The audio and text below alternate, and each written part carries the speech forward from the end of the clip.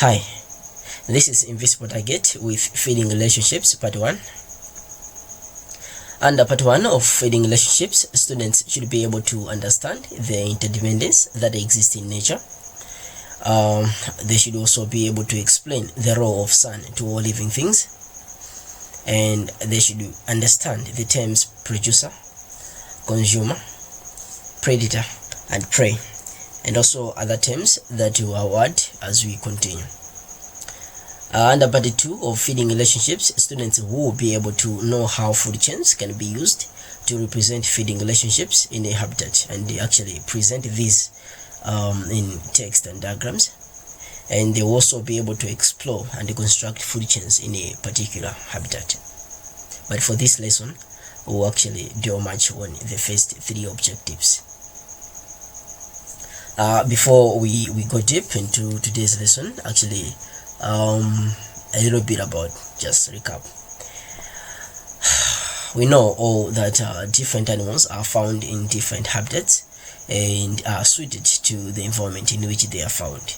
Otherwise, if they are not suited to the environment in which they are found, these animals cannot be able to exist, or they cannot be able to live in these habitats. So for the animals to live in the habitats that they are living, they have to suit to the environment in which they are living.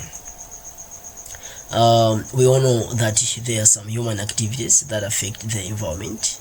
For example, river pollution, recycling waste, and other things.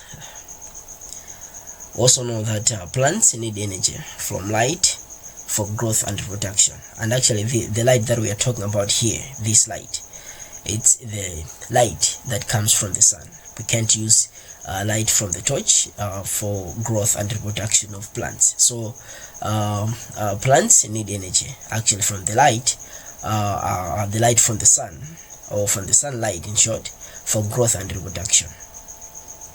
So after remembering all those things, let's go deep into feeding relationships. I'll start with this scenario in which we see a tree and we see this animal. This, you can see that it's looking direct to a tree. Okay, for this to live, it has to feed on this tree, on the leaves of this tree. Otherwise, this one cannot live. So the habitat in which this one lives, it should be the habitat that provides the necessary needs for this animal. In this case, we're talking about the food. We're talking about the leaves. Okay. Now, in this case, the tree which has the leaves is now called the producer, because it's the one which is the one. Actually, it's the one which provides the leaves, which is food to this animal, and therefore this animal is known as consumer. So you can see the relationships here. Producer is the one which produces, which does the work of production of the food that this animal, known as a consumer, depends upon. And in this case, why is this animal depending upon this producer? What is it that a consumer needs from a producer? So we see that the consumer actually needs energy from this producer. We'll see this as we go along. So in other way, we see that a producer here actually provides energy to a consumer. In other way, consumer needs producer for it to get energy. So energy that is not used by the producers can be passed on to organisms that cannot make their own food. So as we go along, we'll see that we'll be using these terms autotrophs as the producers, as those organisms that make the food, that produce the food. Okay, they are the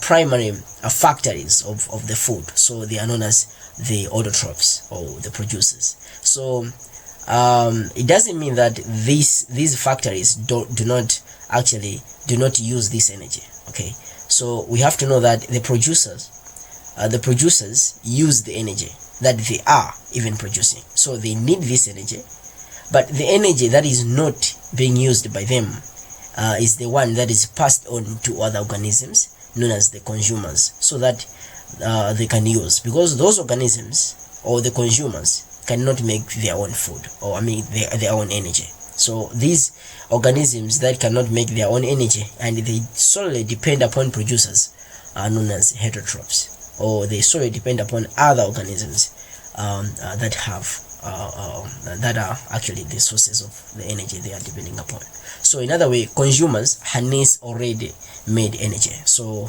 here we're saying consumers harness already made energy from the producers. That's the only work of consumers. They are there just to get energy from the producers, because they cannot make their own food. Okay, so we are saying we are having the energy now in the producers, but what is the fate of this energy? So in short, there are only 3 bullets here that we just say. I will just explain the fate of energy, or just shortly describe this. So most of the energy the primary consumer gets from the producer is used by the consumer itself. So there are a lot of things that happen in the body of the organism that gets the energy from the producer. Okay, so we can take ourselves as people, or there are a lot of mechanisms that happen in our body. Okay, we can go deep into physiology of it, but there are a lot of things that need energy. We move, we talk, we talk about the digestive system and the like. So all these things need energy. All the mechanisms in our body, they are there, and they depend upon this energy that we get from the producers. So you can think of energy as car fuel. Okay, without fuel, a car cannot actually cover a certain distance. So as the same as producers, I mean the same as consumers, without this energy from the producers, it means they are just dead. Okay, they cannot even do anything else. So here some of the energy from the producers actually, so some of this energy moves into the atmosphere as heat. So there are sources of energy, light energy, heat energy, whatsoever. But so these energies, or some of this energy from the producers, move into the atmosphere as heat. So in short, this is the fate of energy. So we're saying most of the energy the primary producer gets from the producer, I mean the primary consumer gets from the producer, is used by the consumer, and we can think of energy as a car fuel. But some of the energy moves into the atmosphere as heat. Now let's go to definitions of terms. Definitions of terms. I will start with a producer, as you already studied. We're saying this one is an organism that makes its own food. For example, plants. These are the producers. Plants are producers, and we are saying consumers in general. Consumer is an organism that has to eat to get energy, or that harness energy from the producers. They cannot make their own energy. They cannot produce their own energy, but they they take energy, they harness energy from already made energy from the producers actually. So producers, another way, they are autotrophs. We're saying plants, for example, they are autotrophs. So plants are called producers because they are able to use light energy from the sun to produce food. For example, we're talking about sugar here. So they are able to produce food in the presence of carbon dioxide and water. Here, carbon dioxide and water. So this is represented by this thing. Let's go. You can see here very interesting scenario that is happening actually in a leaf. So this is a leaf. This is a main platform of the production of energy in plants. So you can see here, this is light, this is sunlight coming, actually sunlight, yes, in short, and we're having here carbon dioxide and water. So this process here inside, it's known as a photosynthesis. Okay, a photo means light energy, so photosynthesis, in which the plant leaf is able to do all these mechanisms so that it can produce carbohydrates and oxygen here. So you see carbon dioxide and the water, they're going into a leaf, but there should be this source of energy, which is light from the sun, comes in, and there is a very, very big mechanism here that is happening in this leaf, and the products are carbohydrates, these are sugars, and oxygen. So this is the fresh oxygen that we breathe in, we all depend upon as people, and even some of the animals. And we have here carbohydrates. This is the main food now. So this is the source of energy in the consumers. In short, this process is known as the photosynthesis. Or we'll tackle this one in one of the lessons. Now let's go to consumers. We know from here we see these carbohydrates that is being produced here. It's the one which is which is used as a source of energy in the consumers. So let's go to consumers. These are the pictures you see here. They're the consumers. So in consumers, in short, these are those organisms that harness already made energy from the producers. So there are three of them. They are mostly three. We have herbivores. Herbivores, these are organisms that only eat plants. So they only eat plants. And this is an example of it. You can think of a goat. Yeah, you can think of cow. Yeah, so those are the herbivores. They only depend upon plants for them. So they depend upon the primary. They depend upon the producers, the main producers, because you see the main producers are the plants. So these herbivores, they solely depend upon the main producers, which are the plants. They get their energy from the main producers, which are the plants. So these are the herbivores. And you have carnivores. These are two-way animals or two-way organisms. One-way organism actually. It's not omnivore, but carnivore, it's one-way organism. A carnivore is an organism that only eats meat. So it takes its energy from meat. In other way, it has to catch. Okay, for example, this thing here. And omnivore is a two-way. That's the two-way animal or two-way organism. It's an organism that eats meat and plants. So it depends upon other animals and plants. In other way, it can take it takes its energy from the plants, which are the main producers, and from other organisms, which are the consumers. So in other way, it takes its energy from other consumers and main producers. So we're having herbivores, carnivores, and omnivores as some of the consumers, the types of consumers that we find out there. Apart from that, as I already said, that I'll add some other definitions of terms or other terms. We have decomposers. So decomposers are very much important. We're having bacteria and fungi as two examples of decomposers. So these are those organisms that break down dead plants and animals. Okay, those dead plants, those dead animals, they are broken down in pieces and then returned back to the soil by these decomposers. So they reduce dead organisms to simpler forms of matter or returns them to the soil. Otherwise, without these decomposers, we would have been the world or the earth would have been a very, very dirty place ever, because just think of all those plant leaves that existed in 1827, maybe in 1815, in 1500s. Those plants, those animals, the world, actually the earth would have been a very, very dirty place. But these guys here help us, actually, they help break down dead plants and animals so that the earth will be is seen as it is now. And we have predator, prey, and scavenger.